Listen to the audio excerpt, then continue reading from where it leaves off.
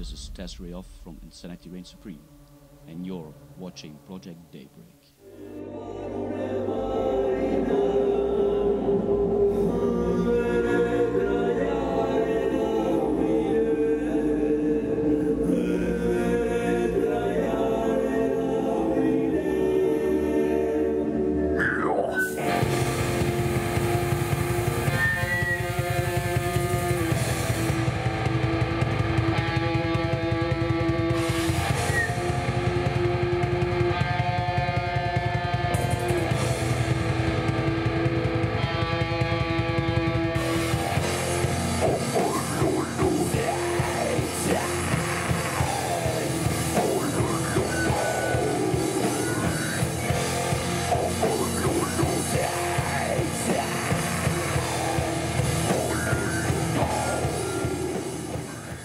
Where did it all begin for you? A very long time ago. Much too long that I would tell, because otherwise you know how old I am. But just give a certain age. You started at 2, no, 6, but actually the band started at the end of the 80s. So 89 we already started. I was young when I joined the band, and well, ever since we've been playing. And just because basically we need to do this. It's part of us and we need to exercise that.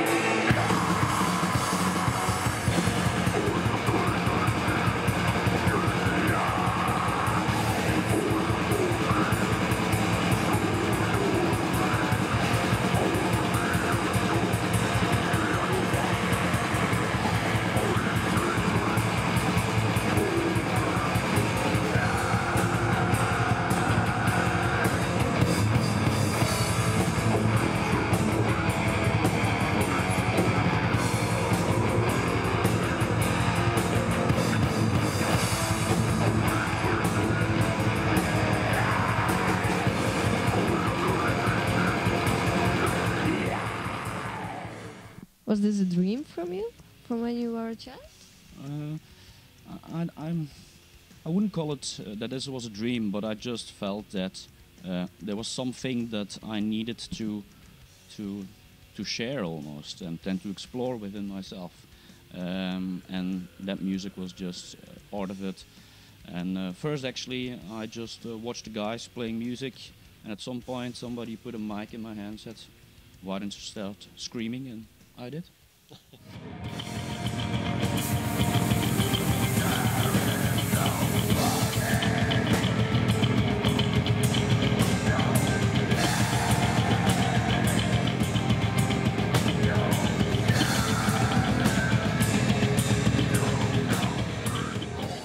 Now, do you still remember the very first record, vinyl cassette you ever bought? I ever bought? Yeah. Good question. Good question, indeed. Michael Jackson. Long time ago. Well, a long time ago, but I also think when you start in the music, then most of the time I think you discover it through friends. And even if people are complaining now about illegal downloading, actually we were doing this similar thing, because I had lots of friends with lots of LPs. They gave them to me, I taped them, which was the same. It was illegal, but we didn't know. So actually, it was my guitar player who gave me lots of fantastic albums, and I think it was Voivod, War and Pain, and Possessed Seven Searchers. And when I heard them, I said, okay, this is it. Were they your idol growing up? Or did you have other idols, other people you look up to? Idols, I wouldn't call them idols, I think that's too strong a word. But definitely I had some favorite bands, and that started back in the day when it was Trash, it was Creator. I think that then developed into things like Paradise Lost in the very early stages. But then I think the mix became just very, very, very broad. And I think that is the richness that we have in metal, that you can go in every direction and go very deep and find everything what you like. So But I tend to discover that actually how older I get, the more extreme music I'm trying to find. So, yeah. It's an age thing. It's actually, I don't know. It's almost like my taste buds are a bit flattened, and I need some extra spices to activate them. So New limits. new limits indeed. New limits indeed. Yes.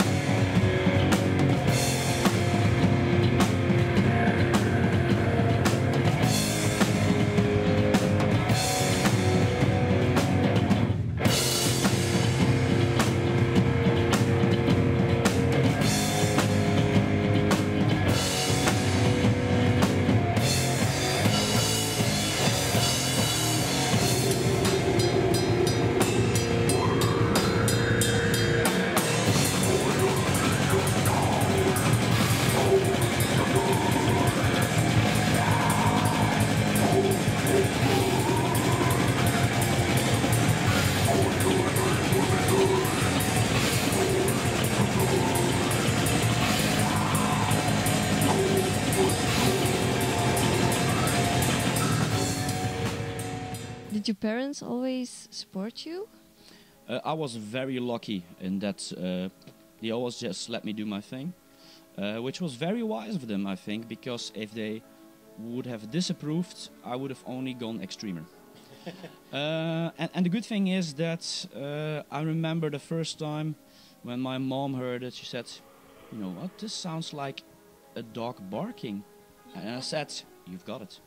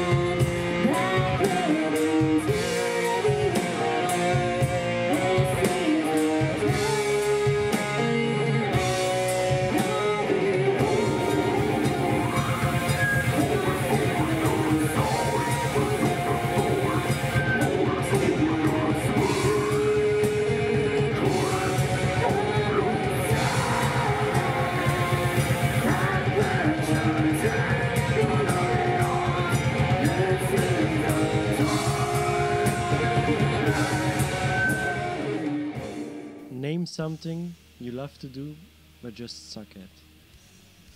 Holy schnitzel. Playing guitar, actually. I mean, we've been together as a band for 25 years, and actually now I come to think that if I would have picked up that guitar and started playing at some point, maybe 10 years ago, I could have done it by now, but I still haven't done it. So who knows what time will bring. Actually, my kids are getting into music, playing music themselves, very different music. But actually, that motivates me to start picking up an instrument myself. Just curious, what genre? It's not a genre because they have Oh. to pick an instrument first, Okay. and so they've got little choice of what genre. But my daughter actually plays harp. That's a beautiful thing. Indeed, very difficult.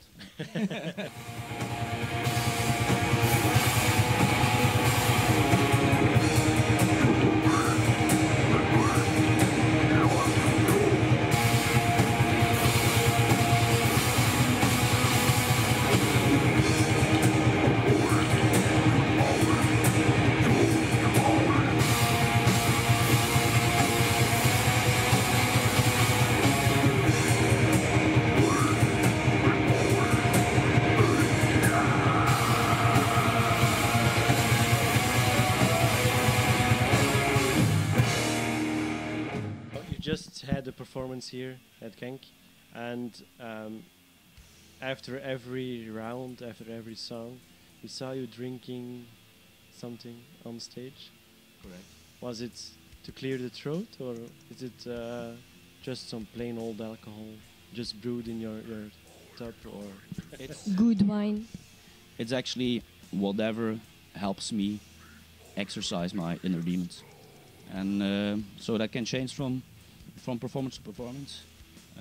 But it's a unique mix that I've developed over the years, and that I like to keep to myself.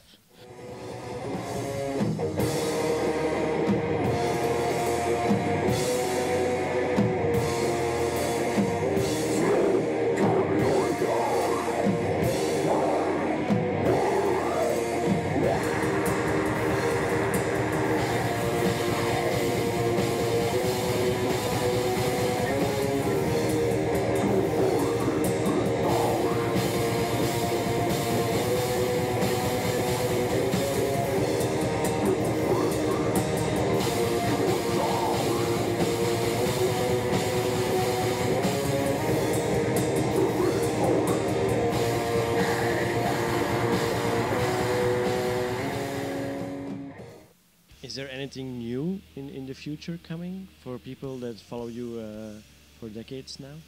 Well, we at the beginning of this year actually we just released our new CD to celebrate our 25th year of existence. So that is the new thing that we're promoting at the moment. So get it. Where can they? Where they get it? Good question. Go to www.insanecultofdoom.com, and there you can buy the CD. You can check it out. You can listen to it. A couple of songs on YouTube. Just put it into YouTube and you can listen to it. But check it out. Just give it a spin and then decide if you want to get it. But it is the new stuff, and I think it's obvious. Like it's always like when you've got a new child. It's something precious, and the new one is always the most loved. So You did a review about the latest one. indeed, I saw. Thank you very much. But yeah, we're very proud of this album, and as I said, it's probably typical for every band to say, "Oh, the last CD is the best." But yeah, that's how we feel because all the songs are still fresh.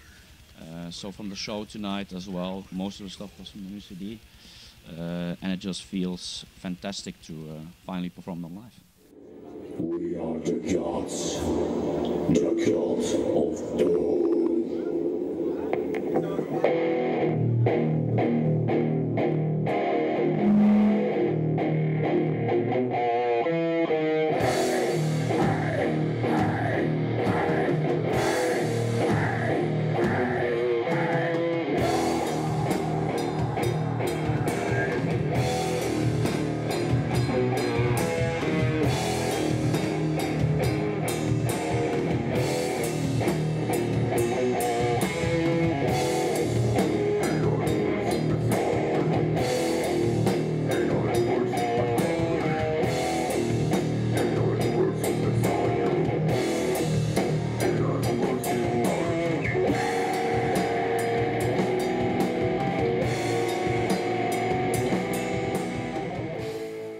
So who writes the lyrics? Is it you?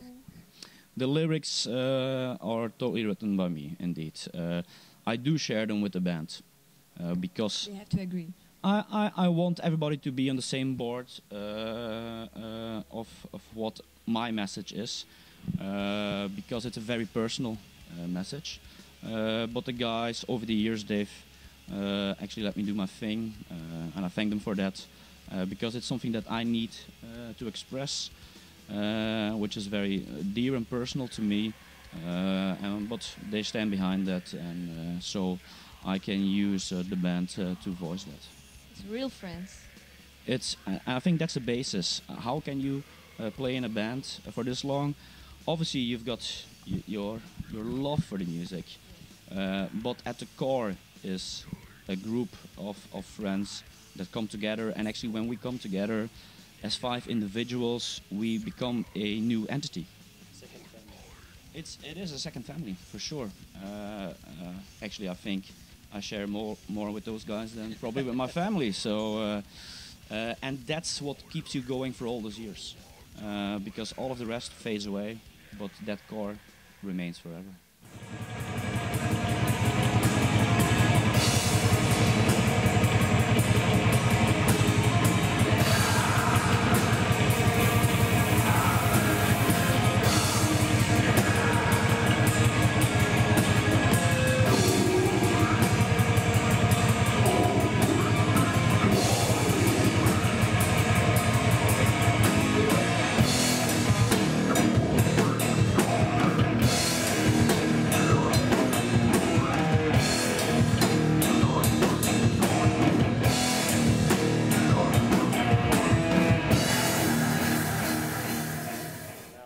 cameraman was quite impressed by the artwork. You guys do it yourself. You have a artistic gift. No, the artwork for the CD is actually done by Sef Siro Anton, the frontman from Septic Flesh. We got in touch with him actually with a previous album where we already did the artwork, and we immediately had a connection. I think he is one of the few people out there in the world that really get what we're trying to achieve, what we're trying to portray. And basically he takes up all that information and then turns his nightmares into flesh. And the result is absolutely stunning. It is true art.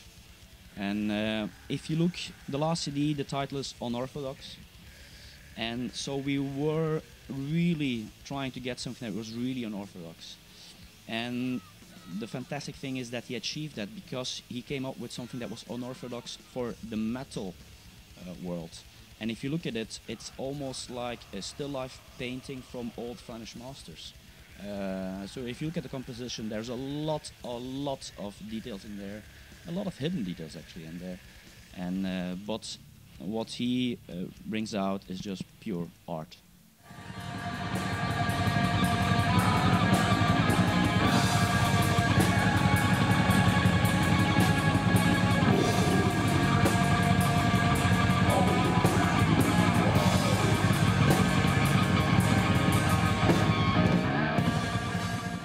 Now, if you could go back in time and meet yourself, what would you say or ask? I'm pretty sure I would not approach myself, and because I'm proud of all the things that happened, even the bad stuff, because in the end that's what made me into the person I'm now, and I wouldn't want to change that for anything. So I'd leave him be, because he's done well.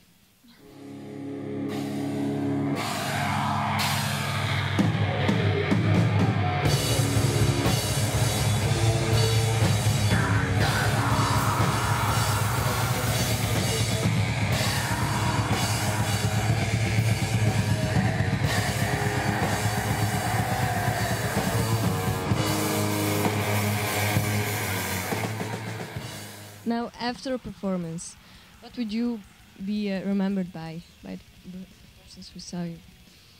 Oh, you probably have to ask them. Yes, but what do you want To remember them, I think it's important, and that's the feedback we get from fans as well, is that when we play, we just don't bring our songs live.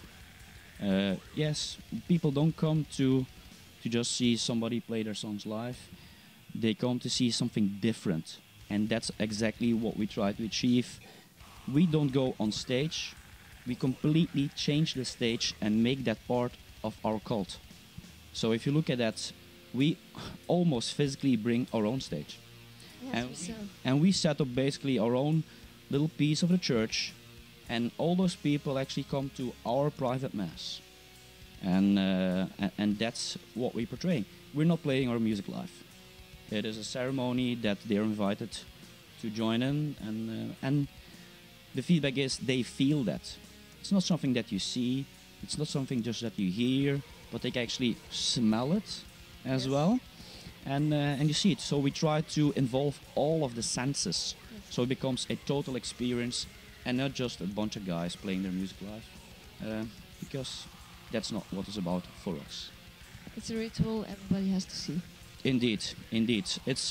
I think it's that version of the ritual that they're allowed to see. What's the hidden ritual? Well, that obviously is hidden. Of course, but I could try. Maybe you can give one little secret. Well, I think it's, to be honest, it's individual for everybody.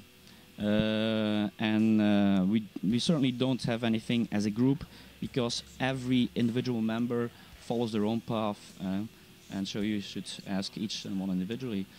I could share mine, but I won't.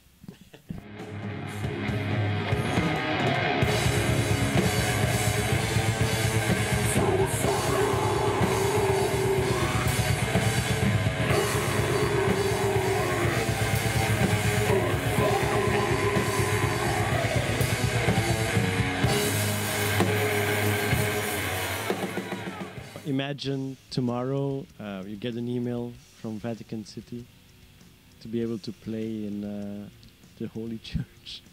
Would you accept? That would be flipping awesome. Imagine Pope. I would going dope on metal. not even going dope on metal, but bringing our ritual inside the Vatican. Fantastic. Because I would love nothing more than to tarnish that with our presence.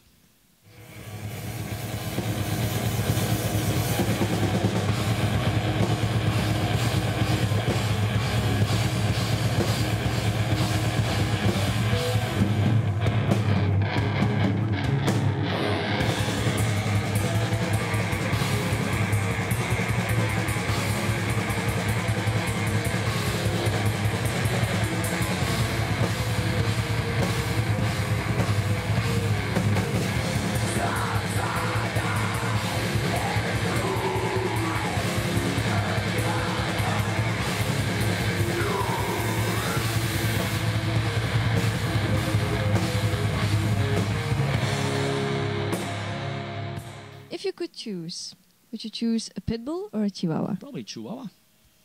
Because I can carry him everything. Just take him on the road, very easy. Yeah. Have them like a metal core.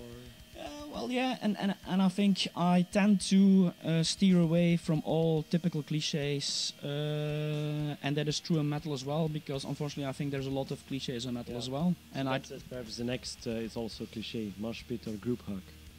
And thank you very much. That is a cliche because I think both can give you lots of energy.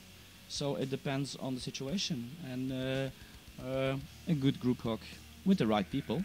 I would just say, because of course there are fans watching, so group hug with the fans or just with the band? Oh, and some groupie hug. Sorry. Perhaps afterwards. So no, indeed, I think whatever floats your boat. Because basically my values is that everybody should follow their own path and do what feels good to them, and don't give a flying monkeys about what the rest think.